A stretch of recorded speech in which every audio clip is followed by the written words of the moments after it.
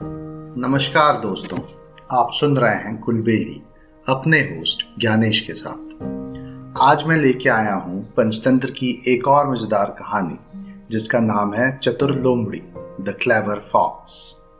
आइए सुनते हैं ये कहानी आपके होस्ट ज्ञानेश के साथ। एक जंगल में शेर, लोमड़ी और गधे नए नए दोस्त बने। तीनों ने मिलकर शिकार करने की योजना बनाई और सबने मिलके ये डिसाइड किया कि शिकार के 3 हिस्से होंगे और तीनों का शिकार पर बराबर बराबर का हक होगा। तीनों फिर शिकार की तलाश में निकल गए। जंगल में काफी देर घूमने के बाद उन्हें एक हिरण नजर आया। वो हिरण इन सबसे बेखबर अपना खाना खा रहा था, लेकिन जैसे ही हिरण ने खतरे को भापा वो तेजी से दौड़ पड़ा। लेकिन वो कब तक इनसे भागता? आखिर वो अकेला था और ये 3 लोग थे। आखिरकार वो थक कर चकनाचूर हो गया। शेर ने मौका देखते ही उस पर हमला बोल दिया और उसे मार गिराया। तीनों दोस्त बहुत खुश हुए। शेर ने गधे से कहा, शिकार के 3 हिस्से कर दो दोस्त। गधे ने शिकार के 3 बराबर हिस्से कर दिए। लेकिन यह बात शेर को बिल्कुल पसंद नहीं आई और वो गुस्से से दहाड़ने लगा। शेर ने गधे पर हमला कर दिया और देखते ही देखते अपने नुकीले दांतों और पंजों से उसे 2 हिस्सों में काटकर अलग कर दिया। उसके बाद शेर ने लोमड़ी से कहा, लोमड़ी तुम भी अपना हिस्सा क्यों नहीं ले लेती? लोमड़ी बहुत चतुर थी।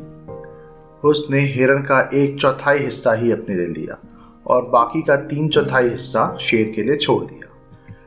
ये देखकर शेर बहुत खुश हुआ। उसने कहा, वाह लोमड़ी मेरी दोस्त, तुमने भोजन की बिल्कुल सही मात्रा मेरे लिए छोड़ी है। तुम सचमुच बहुत समझदार हो। आखिर तुमने इतनी समझदारी कहाँ से सीखी?